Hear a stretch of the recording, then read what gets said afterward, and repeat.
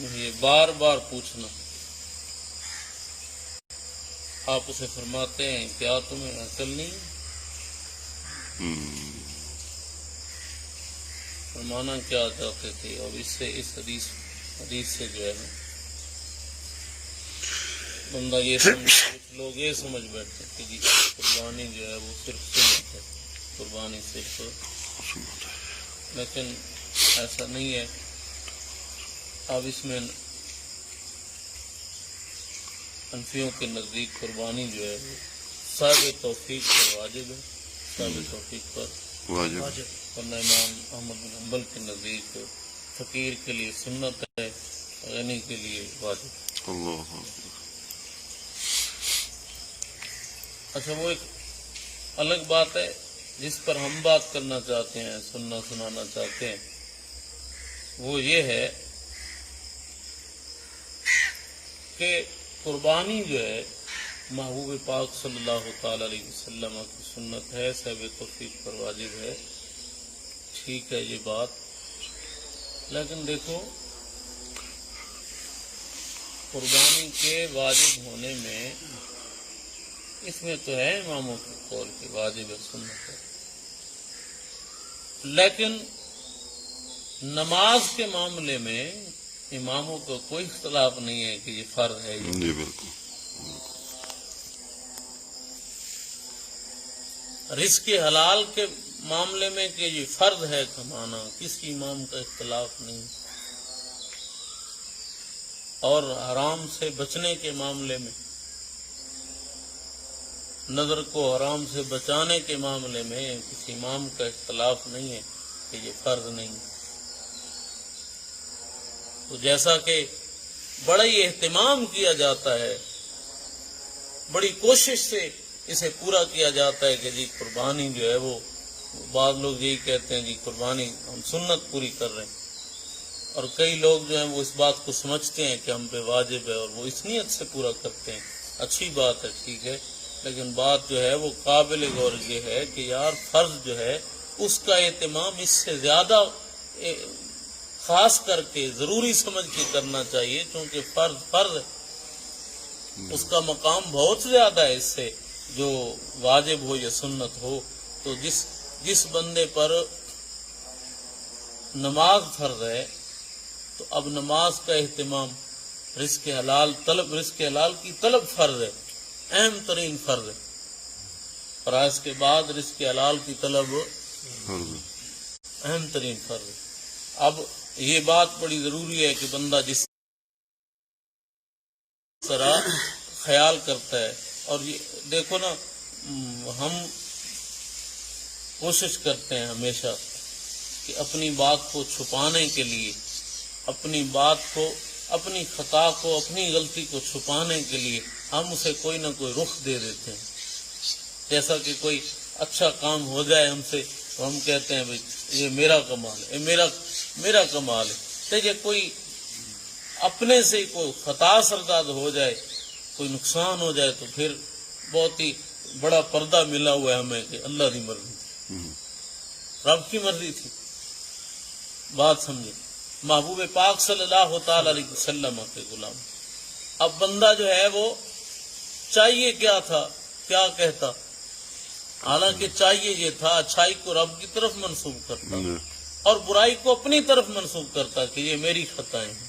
اور اسی طرح بندے کو جو ہے، یعنی ہم نے اپنی خطاؤں کو چھپانے کے لیے کوئی نہ کوئی پردہ تلاش کر رکھا ہے، وہ پردہ اس پہ ڈال دیتے ہیں اور اسی پردے میں بات کو چھپا لی. اب شادی ہوتی ہے، نام یہ ہوتا ہے جی وہ سنت پوری کر رہے ہیں. اب سنت پوری کرنے، سنت سمجھ کے پوری ہوتی تو کیا بات ہے، اجر ہی اجر ہوتا. تو پورے سال میں وہ کوئی دن بھی منانا تھا. عجیب جو ہے اس میں رسومات جب ایجاد ہو گئے، اب پورا ان رسموں کو کیا جائے. بعض بندے 10 سال شادی نہیں کر پاتے، اس سے بھی کم و پیش، اس وجہ سے کہ وہ رسمیں جو ہیں وہ پوری نہیں ہو پاتی. جی رسمیں پوری ہوگی تب شادی ہوگی. تو سنت تو نہ ہوئی نا یار. اگر سنت تھی تو سنت میں تو یہ سب کچھ نہ تھا. اور اسی طرح پھر قربانی کے معاملے میں جب یہ پتہ چلا کہ یہ وہ سنت ہے جی اور واجب ہے، تو یہ وہ واجب ہے جس کا تعلق پیٹ سے بھی ہے، تو پھر بڑے اہتمام سے اس کو پورا کیا جائے. ہاں جو پورا کرتے ہیں محض اللہ تعالیٰ کی رضا کے لیے، محض وہ تو اللہ تعالیٰ ان کی قبول فرمائے، اور انہی کے صدقے مہربانیاں بھی فرماتا ہے یقیناً جن کی یہ نیت ہے کہ محض رب کے لیے۔ اور آج ہمارا جو ہے نا وہ موضوع بھی یہی ہے انشاءاللہ تعالی، ہمارا جمعہ شریف کا موضوع جو ہے نا کہ ہمیں قربانی جو ہے وہ کیا سکھانے آتی، اور یہ بڑا خاص نقطہ ہے۔ ہر سال قربانی کے آنے کا مقصد کیا ہے؟ اب قربانی جو ہے نا، جو واجب کی بات کر رہے تھے، حضور نے ارشاد فرمایا کہ ہر سال قربانی، ایک حدیث شریف ہر سال قربانی پر، اور دوسرا حضور نے ارشاد میں جس کی طاقت ہو اور وہ قربانی نہ کرے وہ ہماری عیدگاہ کے قریب نہ آئے، وہ ہماری عیدگاہ کے قریب۔ اب بے شک حضور نے یہ جملے ارشاد فرمائے محبوب پاک نے، تو اب یہ ضروری ہے کہ طاقت ہو تو بندہ قربانی کرے، لیکن یار دکھ اس بات کا ہے کہ جتنا اہتمام قربانی کا ہم کرتے ہیں، اچھا چلو ایک اور انداز دے نال، ایک اور طریقے دے نال سمجھو، نماز فرض اس کو ادا کرنے کے لیے بندے کے پورے گھر میں کوئی جگہ نہ ہو، کوئی جگہ، اور اسی بندے کی توفیق ہو تو وہ ایک اکیلا ہی ایک بہت ہی مہنگا ترین جو ہے وہ بیل خرید لے۔ آپ بتائیں کہ یہ جو قربانی ہوگی یہ کس نیت سے ہوگی؟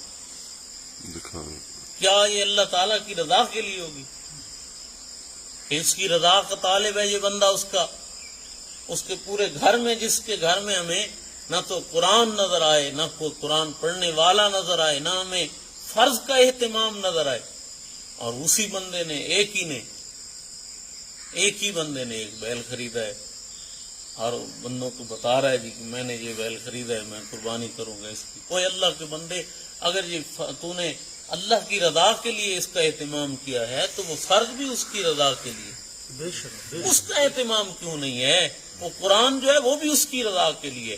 آپ لوگوں کو یہ پتہ ہونا چاہیے کہ دنیا میں غریب ترین وہ گھر ہوتا ہے جس میں قرآن کی تلاوت نہیں ہوتی، اور دنیا میں غریب ترین وہ دل ہوتا ہے جس میں قرآن کی کوئی آیت نہیں ہوتی، اور دنیا میں یہ چلو ایسا سمجھیں کہ ویران بھی وہ گھر ہے جس میں قرآن نہیں ہے، اور ویران دل بھی وہی ہے کہ جس میں قرآن نہیں ہے۔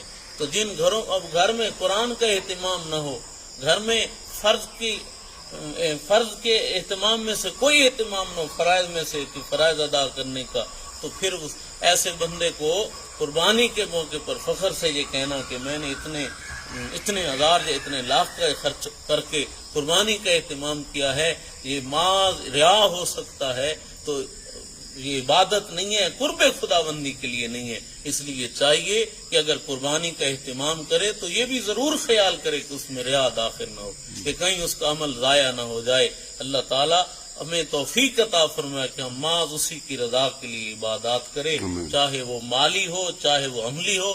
اللہ تعالیٰ ہمیں ہر قسم کے ریا سے محفوظ فرمائے، اور یہ بڑا ضروری ہے۔ اتنے خرچ کے باوجود دیکھو کئی بندے جو ہیں وہ دور دور سے لے آتے ہیں جانور، محض ایک شیطانی عمل کی وجہ سے، یعنی شیطان کی چال کی وجہ سے ریا کر بیٹھنا اور سارا عمل ضائع کر بیٹھنا۔ اب وہ اگر اللہ تعالیٰ کی رضا کے لیے ہو، محبوب پاک صلی اللہ علیہ وسلم کی ادا کے لیے ہو، تو یقیناً وہ عبادت ہے، کمال عبادت ہے۔ اور پھر نیت یہ ہو کہ اس کا جو گوشت ہے، اب یہ نیت کرے کہ فلاں حصہ بڑا لذیذ ہوگا، فلاں حصہ میں کھاؤں گا، فلاں، تو کھا تو ظاہر سکتا ہے، قربانی کا جانور جو ہے اس میں سے کچھ گوشت کھانے کو اس کی جب اجازت ہے کھا سکتا ہے، لیکن اب یہ نیت اگر کرے کہ جب یہ ذبح ہوگا تو اس کو تقسیم کروں گا، اس طرح تقسیم کروں گا، اور نیت بھی محض قربانی کرنے میں اللہ تعالیٰ کی رضا کے لیے ہو، تو یقیناً یہ بندہ ریا سے بچ کر رب تعالیٰ جل شانہ کی بارگاہ سے قرب حاصل کرے گا۔